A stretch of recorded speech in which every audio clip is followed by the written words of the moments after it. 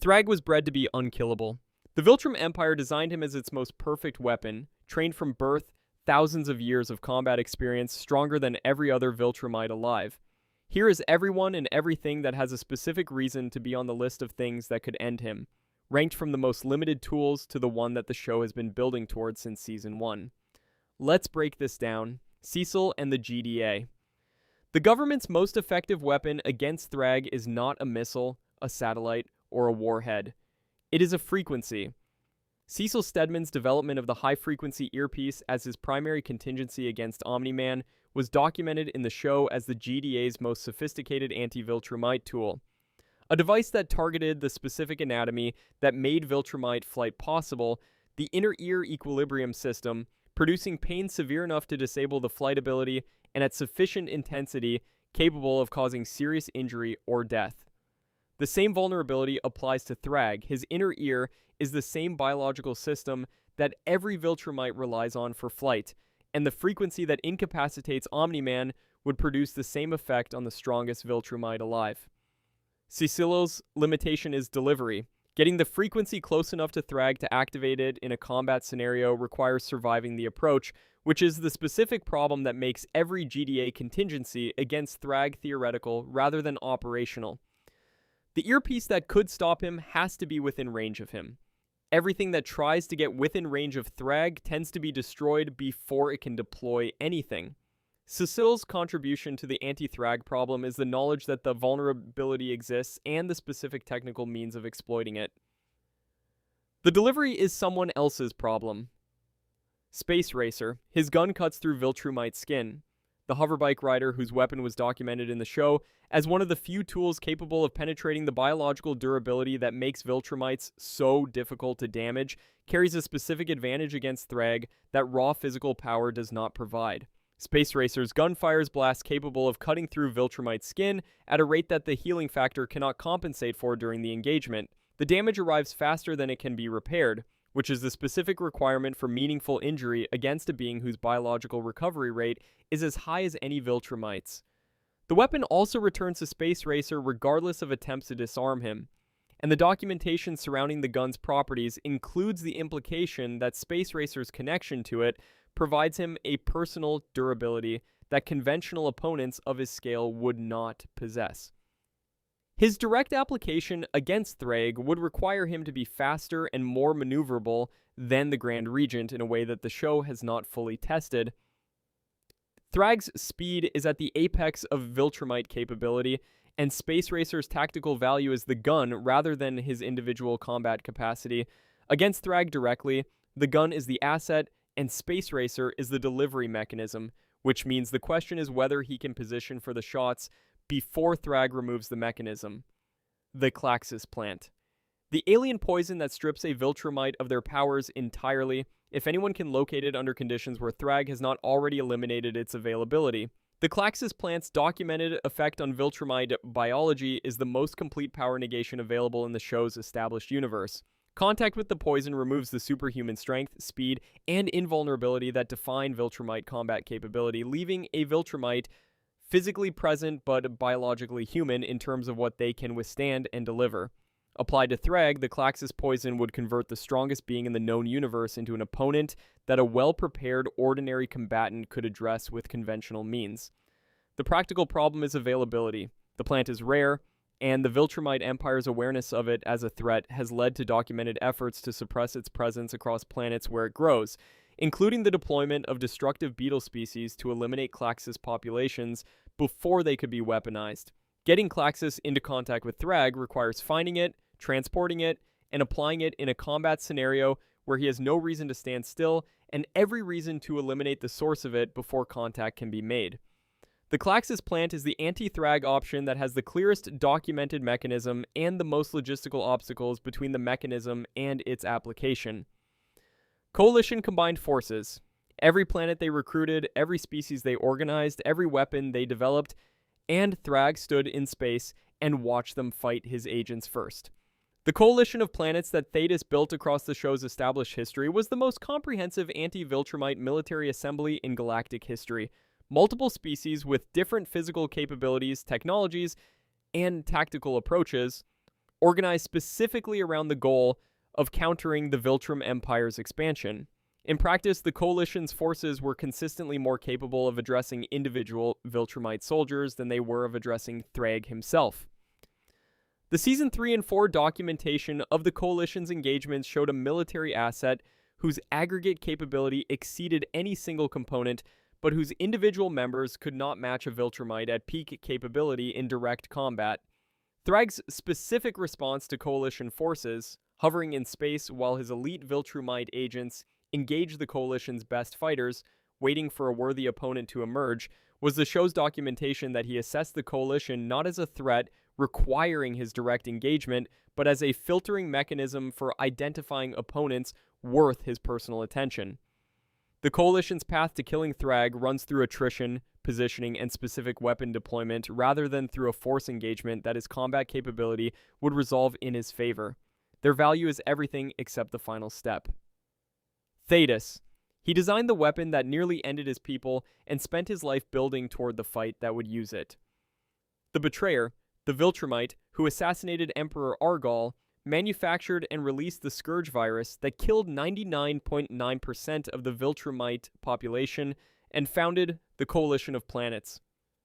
Was the show's documentation of what a Viltrumite who committed fully against his own kind could achieve across a planning horizon measured in centuries. His survival of the Scourge virus was documented as exceptional. The virus he created had wiped out nearly his entire species, and he survived it, which communicated something specific about where his biological resilience sat relative to the Viltrumites it killed. His direct combat engagement with Thragg during the Viltrumite War was the show's confirmation that the fight he had been building toward was real rather than theoretical. Two beings of extraordinary capability, whose specific histories made their confrontation the culmination of everything the Coalition had been assembled for. Thetis' death in that confrontation was Thragg avenging Argal, the act Thragg had designated as his primary personal obligation across his tenure as Grand Regent. The show used Thetis' defeat to communicate that Thragg's capability exceeded even the Viltrumite, who had survived the weapon specifically designed to kill Viltrumites, which set the ceiling for what would eventually be required to bring Thragg down. The Scourge virus. It killed 99.9% of all Viltrumites, and Alan the Alien currently holds the perfected version.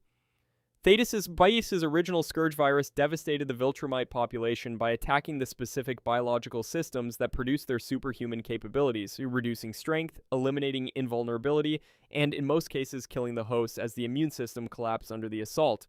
The survivors were Viltrumites, whose specific biological resilience exceeded what the original formulation could overcome. Thragg survived it. The perfected version that Thetis spent his subsequent existence developing, the formulation whose completion was documented in the posthumous recording he left Alan the Alien, the one Alan received in the Season 4 finale, is designed to address what the original could not. It targets the specific biological systems that allowed Thragg and the other survivors to resist the first version. The specific problem with deploying it against Thragg is the same problem that has defined the anti-Viltrumite effort across the show. It also affects species with sufficiently similar DNA to Viltrumites, and humans qualify.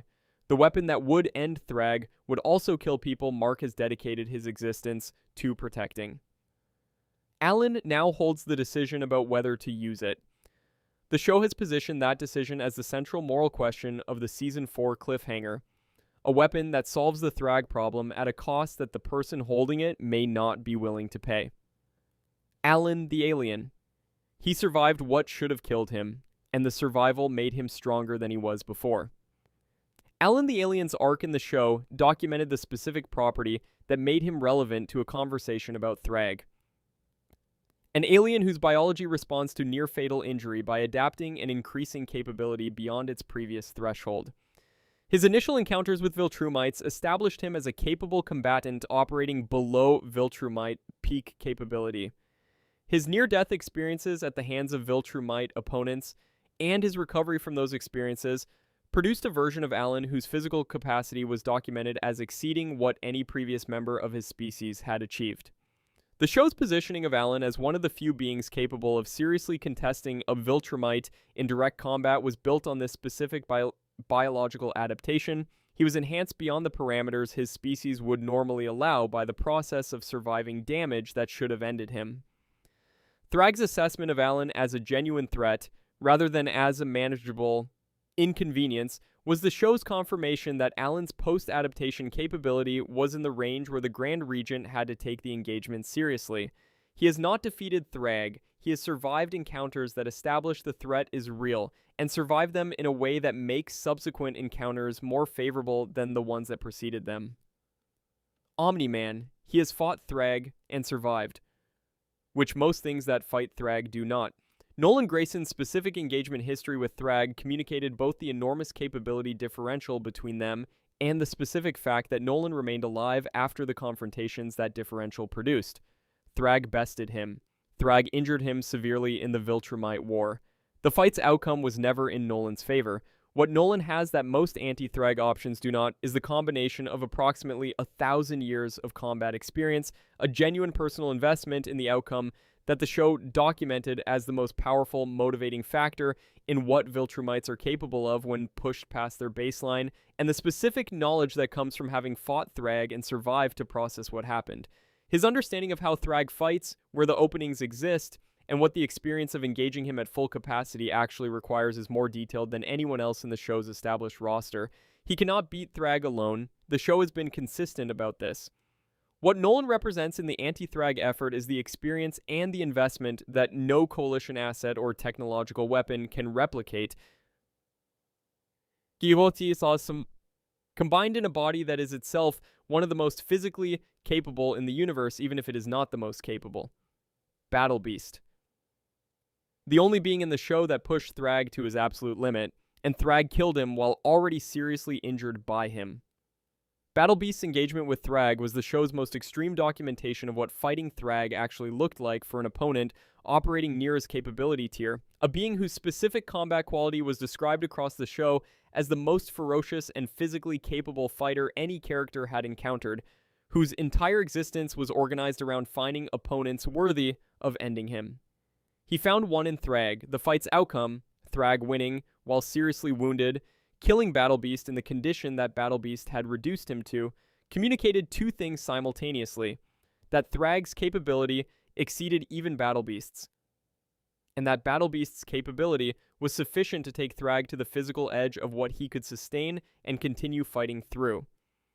The specific combination that Battle Beast represented, a being with no ideological agenda, no larger strategic purpose, and no limiting factors beyond the physical ones, committed entirely to the fight in front of him, produced the most damage to Thragg that any single combatant managed in the show's documented engagements. His defeat was Thragg's most costly individual victory. The show used Battle Beast specifically to establish the ceiling below which Thragg could not be brought by any single conventional combatant, and then used his death to establish that ceiling's height. Mark Grayson, Invincible. He is the only character the show has established as still actively growing toward the capability level that Thragg currently occupies.